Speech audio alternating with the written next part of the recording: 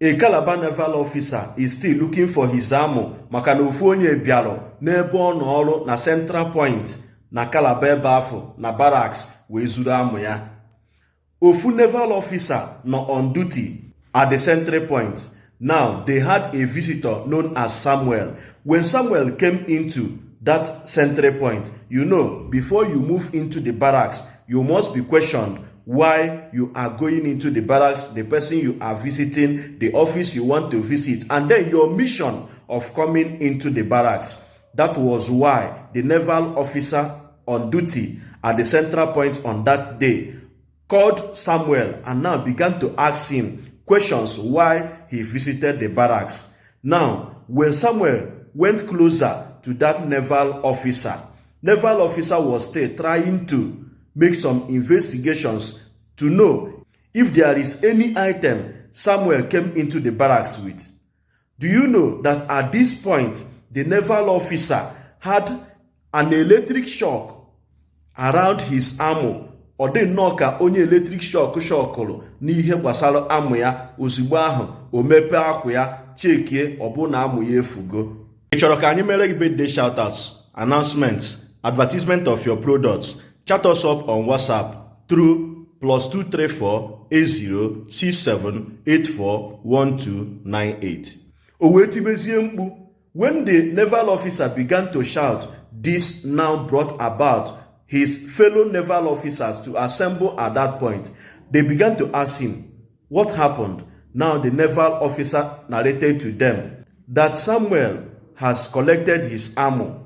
According to the person who gave this report, who is one of the naval officers known as Aziz, who said that the person who was there at the Central Point, who is also a member of naval officers, said that Samuel came, and then at the point of investigating if he came into the barracks with any item, Samuel now made away with his ammo. The naval officers wee malite wee tibe Samuel eti wee say ya, Samuel, you must give back the ammo to this naval officer. You are not the owner of the ammo. It is the ammo that belongs to the naval officer, and anyị etigide gị ife tata until you return that ammo to this naval officer. Naval officer wee na-eti so mkpu, biko Samuel nye m amụ m, Samuel nye m amụ m. Up until today, this naval officer never get back his ammo. This is what has taken place at the barracks there in Calabar, Cross River State. Keduzi ka ọ ga-esi wee bụrụ na Samuel chọgidere onye ọ ga-ezu amụ ya ọ bụrụ amụ naval officer. Samuel afụọzi ndị ọ na-ezugbu amụ ha mbụ ọ na-anafelu, o wee buzie nke naval officer ka ọ bịaziri izu. As it stands now, Samuel is still in the custody of these naval officers because they told him that he will never leave the barracks until he returned the ammo that belongs to the naval officer. So, ikpe a na-ekpe kịta anụnwa bụ ikpe naval officer looking for his ammo, and then ikpe Samuel must surely return the ammo that belongs to naval officer before he will now be left to leave the barracks. Keduzi ife na-eme n'ụwa kịta?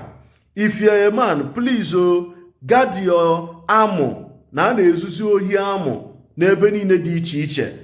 Unu maara na enwere ihe ọtụtụ ndị jigasị amụ ndị mmadụ eme, because they said that up until now Samuel doesn't know what to do again in order to return that ammo. So na nsogbu ụdị ọ bụ na eweghachitere naval officer amụ ya, gịnị ka ọ ga-ejizi wee na-arụ ọrụ ya dịka nwoke na ezinụlọ? Nsogbu ụdị. Samuel, ọ bụzi na dibịa nyere gị ọgwụ eji anapụ mmadụ amụ enyeghọzi gị nke eji eweghachite ya ma ọ bụ na ejide gị? Because na naval officers are reporting na fetigo Samuel ihe niile ha ga-etinye mana o kwebeghị weghachite ya bụ amụ. Ọ dịka ọ bụzi na ọgwụ Samuel efelu gị, maka na ọ bụ na ọgwụ ụnụnwa ka na-arụ ọrụ, ọ kara iji ya bụ ọgwụ weghachitekwalụ naval officer amụ ya. Mana otu ọ dị kịta, naval officer afọ ọkụzi amụ, Samuel na onwe ya amaghị ihe ọ ga-eme, ọ gịnị ka a ga-akpa ịdị ya.